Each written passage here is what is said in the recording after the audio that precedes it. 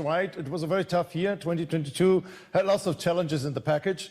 But at the same time, we are happy that we extended our growth path. So we had a 12% growth, 2% of that is exchange rates, but a healthy 10%. And very important is that we also stabilized or a bit extended our EBIT margin to 4% and a bit plus.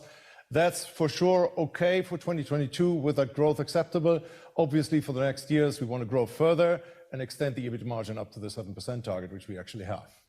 That growth is also based on a lot of R&D coming through from your side. You're going to increase your software development job numbers then by 50 or to 50,000, if not beyond. What value chains are you hoping to unlock through that process? Well, we are now in a big transformation. The green transformation is bringing a lot of new business opportunity. Many of those are lying in this electrification technologies, and many electrification technologies are linked to software because there's a lot of functionality here, which is in mobility for sure, because all the car lines are now developed new. That's a unique opportunity because so far car lines were just extended years over years and modified and given a new shape. Now, complete new setups, new architectures are brought into place, so that unlocks a whole bunch of new electronics and software.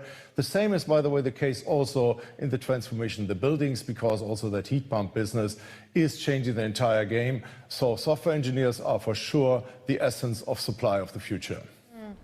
Stefan, I'd like to go back and ask you about the margins. You say that you'd like to get back to the 7% margin target. They came in at 4% for 2022. Is that a function of rising costs? What's going on there? No, this year was very important that we didn't falter in margins because obviously over this year, 2022, a lot of cost increases happened. We still in the start of the year, the supply shortage in semiconductors, which was hunting us all the time, actually through the whole year 22 still, and also 23, it's still there. It's getting softer, better, but still there's a supply shortage that hikes costs. And obviously then with the war in Ukraine, a huge wave of increasing costs and all kinds of raw materials and products came to us, which had to be digested over the entire food chain, finally also to the consumer. That's why you see the inflation.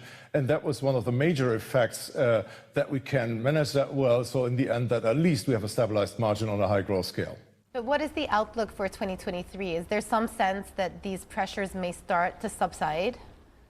Well, you have seen that inflation is still there, it's hefty, and that's dangerous because that's over the long term is harming demand. Right now, you see also the central banks have raised interest rates to fight this inflation, which is very good. We have to get rid of it.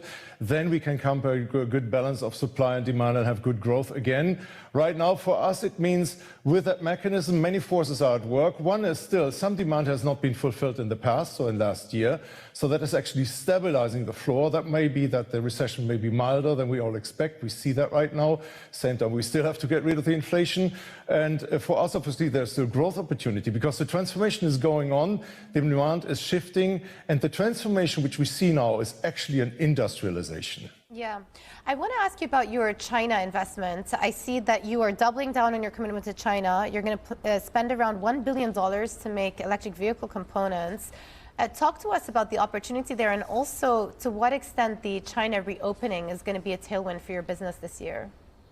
Well, China is very important for the global economy. So we will have a bit of a trough in Europe and also in the US on that path of increased interest rates. And definitely now China is an opportunity, maybe if it accelerates now and restarts, which is come pretty much from zero from the New Year's events and before the change of COVID policy, that now the China demand and also the supply comes back. For us, also the investment is to extend our capacity, which is necessary to fulfill the market. Actually, most of our production in China, 80% of that production stays in China.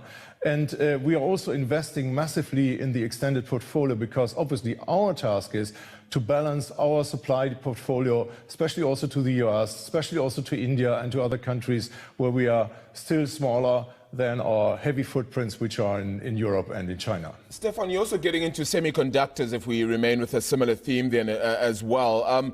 Is this really based on the chip shortages and trying to enhance your supply chain a little bit more? Yeah, part of it. Part of it is actually the shortage because that's linked to, let's say, the mature nodes, the high nanometer nodes. That's something we are specialized on, some ASICs, and also some sensors, which is future-based. The MEMS sensors are actually in pretty much every device we wear right now. And also there's another thing coming, which will be also something which is of high demand, which is high-performance power semiconductors of silicon carbide. So we're also going in that direction. So these three directions are for us important to extend. And we have a massive program going forward with about $3 billion invested in the next years to extend our footprint and capabilities in semiconductors.